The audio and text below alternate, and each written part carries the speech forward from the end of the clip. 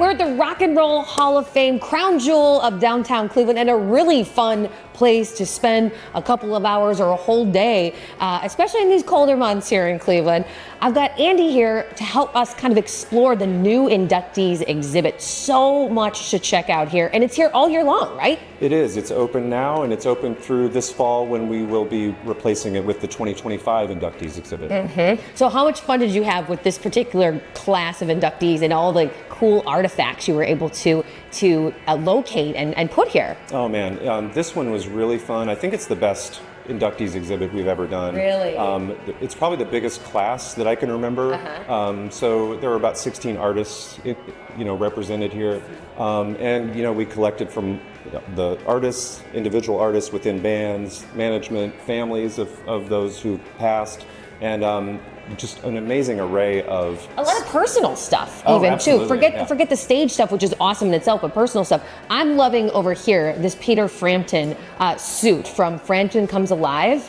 Yeah, that's one of the things I'm really most proud of, that we were able to get loaned from Peter. And yeah, it's such an iconic album, one of the best selling albums of all time, one of the best selling live albums of all time. And what is this? Like, this is the talk box? That's the talk box Whoa! that you hear on that album and on all his recordings from that era. Pretty incredible, huh? Incredible to have that in-house just right in front of you here, for sure.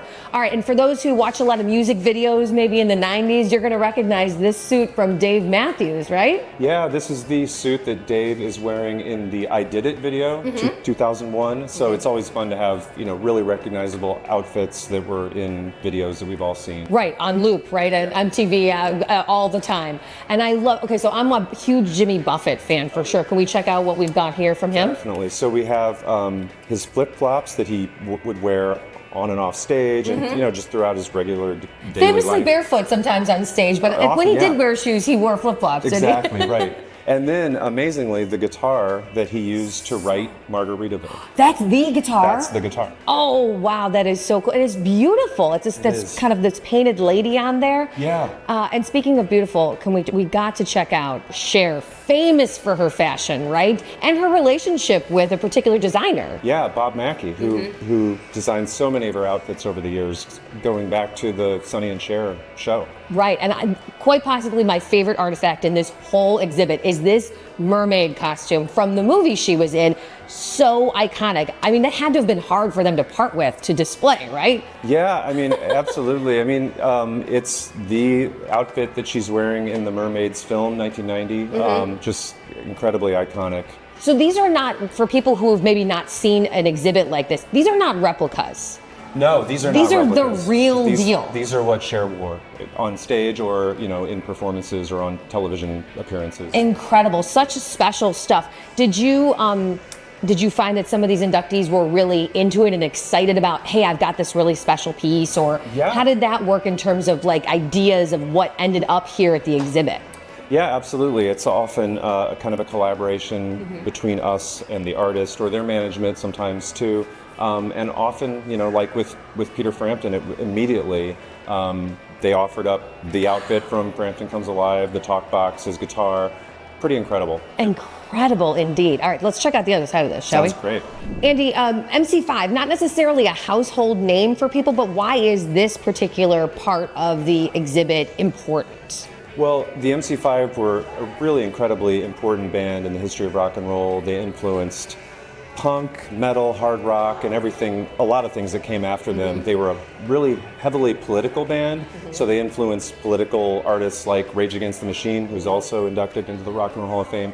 But this is really important, I think, because they've been nominated so many times to be inducted, and they finally got inducted this year. And this is really the first time all of these artifacts have been collected and put in the same place in over 50 years, and they've never been recognized in this way before. That's wonderful. And to your point, like, it was collaborative with the families, which is so special. All right, if you're a guitar aficionado, there's so many cool instruments to look at in this exhibit, including really unique one from Foreigner, right? Right, especially this detachable double neck Petchalot electric guitar that Mick Jones used in the early 80s on stage and on recordings.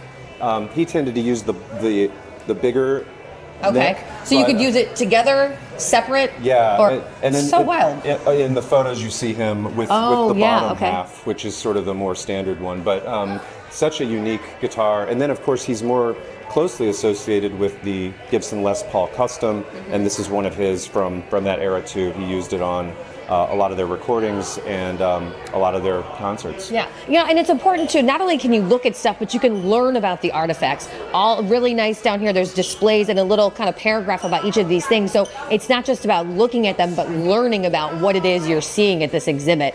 Andy, I love this beautiful gown from Dionne Warwick. Right, and this gown was designed by Bob Mackie, who we also see in the Cher display, okay. right? But beautiful gown that she wore on solid gold back in 1980. And all right, another kind of fashion icon, but for a much kind of darker genre is Ozzy Osbourne. These are incredible pieces, this robe and this jumpsuit. What is that from? So this really interesting jumpsuit is from the Diary of a Madman tour in the early 80s. So Yeah. he wore that throughout. You see it in a lot of photos. And then we have these really beautiful black kind of dark robes that he wore in more recent years at big appearances. And then jewelry and his sunglasses and Yeah, the sunglasses so famous, that bat bracelet that his wife gave him, which again I learned about because I read here at the exhibit, which is wonderful. Right. And if you want, you just go right down the hall up on the same floor of this exhibit, and you can check out the plaques of not only this year's inductees but everybody's. It was such a special moment earlier in the fall when they were all here for amazing.